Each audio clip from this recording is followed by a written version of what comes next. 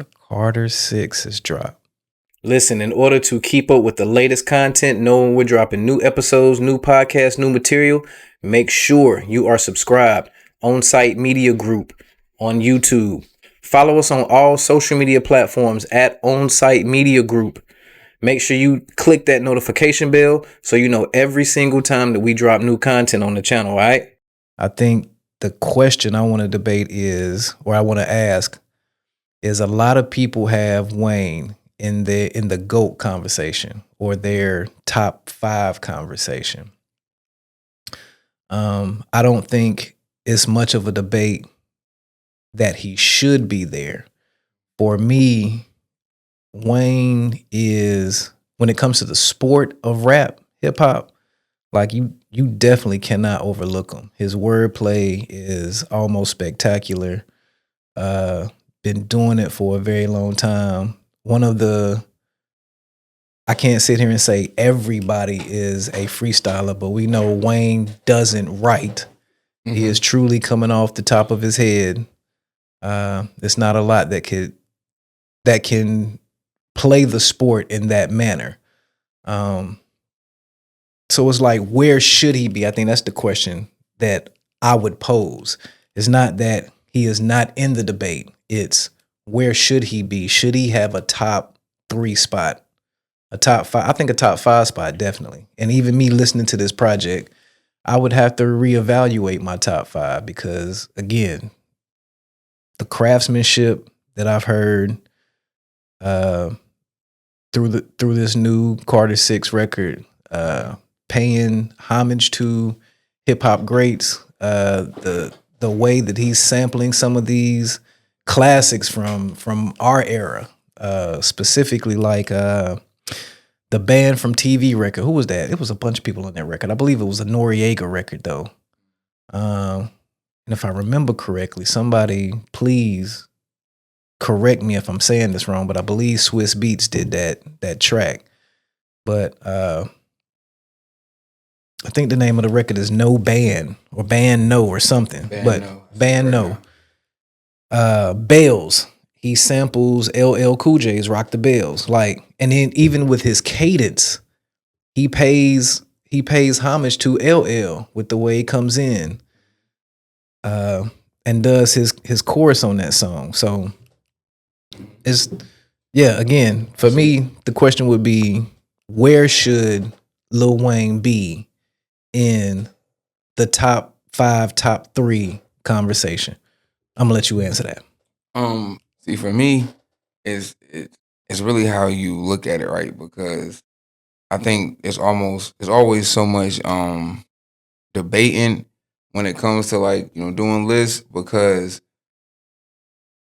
it's how it's interpreted, right? And I think those lists can go by who's the most popular, who's the most lyrical, who's the most influential, right?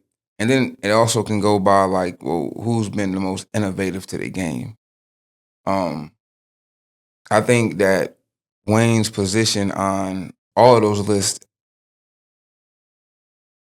has been very high, right? I think when it goes to, like, being like lyrical, obviously there's a lot of, like, lyrical conscious rappers that are really deep, but Wayne will always fall under, like, punchlines, like punchline. Wayne will punch you in your face in the song. Facts. Because he's gonna come punchline after punchline.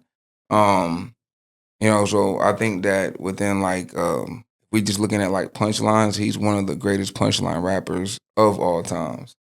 When you think about being, like, the hottest, obviously during, like, Wayne's era of, I want to say 2006 to 2012, Wayne was easily the number 1 hottest artist, hands down, around. I think coming into, like, more modern day times of him getting held up with the Carter 5, because that was held up.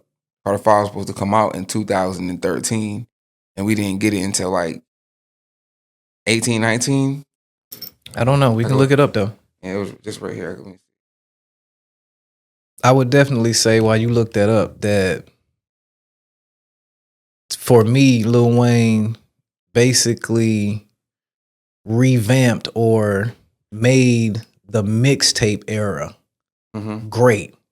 Mm-hmm. Not saying he was the first to ever do a mixtape, but we know the run of mixtapes that he did. Was it the no ceiling tapes and Mm-hmm. like he inspired more artists to want to do a mixtape. Yes. And I always heard like you said, he's the king or the GOAT of the punchlines. But then when it came to the albums, they felt like it was lackluster. For me, I personally think he gave you so much substance on the mixtapes. Mm-hmm. You expected the same thing Mm-hmm. in an album when for me an album is structured differently. Mm-hmm. Right? It's more, for me, thought put into the album, to the actual songs that you sync together to create this flow overall, whether it's subject matter, whether it's just catchy records. But what Wayne did was Wayne actually, took his mixtape style from 50 Cent, right? What 50 Cent did, which helped him get in the game, was he basically jacked beats. All the hottest songs out, he took the hottest songs and he took them and he made completely different songs. And his goal was to make the song better than using the beat to make a better song than what the original artist did. Wayne took that and instead of trying to make his own song, he went on the theme of the song and went harder than what the artist was going in their own song. And that was like really driven into his brand, and that draw people to be like, well, I'm going to listen to Wayne. So it was his mixtapes were just always, always crazy, always dope. And it was like when a new song come out, this was whatever the catchy song is, we knew that hey, Wayne's gonna kill this. Whenever the next mixtape come out, Wayne's gonna go off on this. And that's one of the things that made Wayne, as popular as he was, especially during like my era, because everybody wanted to be Lil Wayne. That's when I started seeing the dreads come out, on the gang type time. Everybody wanted to be a blood and all that type of stuff like that. And Wayne was influential, for that. And it was definitely the mixtapes, like the dedications, especially the dedication to the drought is over, the droughts, and then the drought is over, which is two different series of mixtapes, and then he started doing like the no ceilings, like they were just very anticipated albums, and whatnot, to where Wayne is probably the most influential artist of all time, because you have so many was it carbon copies of Wayne that's like, in the industry, Young Thug. And if you think about like how you just can do a chart, you go Young Thug, from Young Thug, you got Gunna, you got Lil Baby. And they kind of play their sound off of Young Thug, who play his sound off a version of Wayne. That expand out and go all different type of ways. A lot of the sounds that we hear, in music, even still to the day, even Wayne said it. He said they all his children. I don't disagree with that at all. I don't disagree with that at all. Yeah, Wayne is big for the culture. So, what do you think? What do you think the perception of this album is gonna be? I think because of like it was so much like anticipation for Carter 5 when it came out. Um, I don't think it met what everybody felt like it should have been. Not realizing like this album was held up for 5 years. So within 5 years, things changed. I think if the album would came out originally, it would have, it would have been what everybody expected it to be. But I think it being held up and it not necessarily reaching what everybody expected it to be. I think, coming back with this one, I've heard Wayne over the past few years. Some of the songs he's been on, it's like, yo, that sounds like the old Wayne. Mm-hmm. So I think I don't necessarily know if a lot of people put like a lot of weight on this one. Like I knew it was coming, but like, you come in and saying it came out, today, I'm like, oh man, I wish I knew. I'd have been listening to it on the way coming here, if I Right. knew, so I wasn't even necessarily looking for it, but because it's Wayne, I'm gonna go and listen to it. And I think that takes some of the pressure that was on the Carter 5 off of the table. So it's like it's just going in, and it's just like when you hear it, and it's like going in, it's a great album, it's gonna be like, I think it's gonna be more accepted, in my opinion. I think, or I hope, just because of like the whole um Super Bowl snub and whatnot, I think that Wayne definitely felt like it was time to put out a current album to kind of be current. You know what I'm saying? Right. And yeah, I don't know if his goal is still to get to that platform, but maybe this album is something that helps get him in the running or the talk abouts for next year. Is it something, and I'm speaking specifically about a Super Bowl performance or a major award performance, BET, Grammys, whatever? Is that like the pinnacle of an artist's career to reach those platforms or be able to perform on those stages?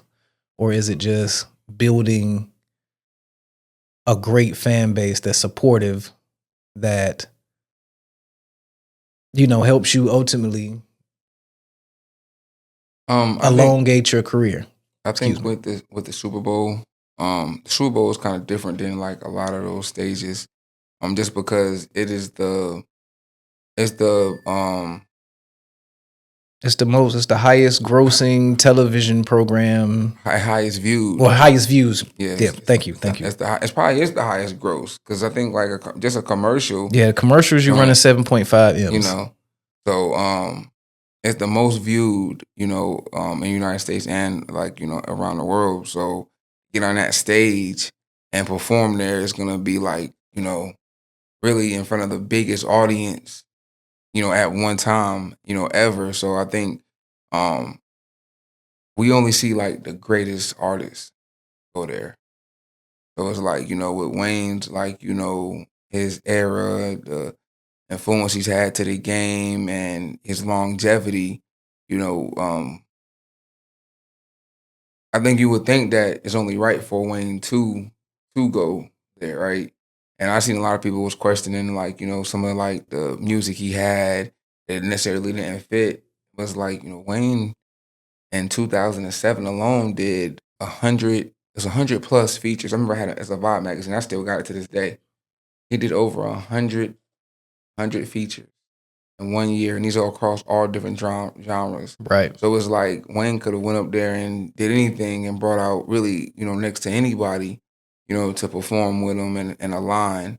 Then when you see like hip hop is starting to get its presence on that stage, and I guess you would look to seeing like a Lil Wayne.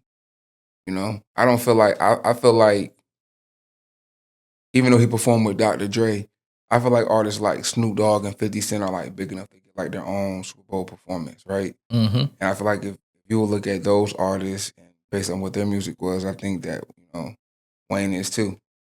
I can't disagree with that, and I also think it's definitely a strategic move, because we know artists don't get paid for those Super Bowl performances, but what it is a great marketing tool and push. We've seen Super Bowl performing artists schedule their releases around the time of that show, and it just kind of heightens, their popularity at that time to help boost album sales or album streams. And then, they're backing those with now tour dates to create that revenue. So it's definitely a strategic marketing tool. And if we're talking about strategy, like the way that I found out the album dropped was a TikTok post, which was extremely simple. It looks like he's riding in a vehicle. He's looking out the window and he says something to the effect of, "Are y'all ready? It's coming. Carter 3 drops to, or Carter 6. Why do I keep saying Carter 3? That's the biggest one. That's debate. What is the best Carter? I keep, for whatever reason, I've said Carter 3 about 10 times when it's Carter 6. So y'all let us know, what is the best Carter album from Lil Wayne? But anyway, in the ad, he says Carter 6 is coming, or it's dropping 2 days. Mm-hmm. And just that alone made me go, oh, really? When is, I'm looking at the date of the post, and it's like 2-3 days ago.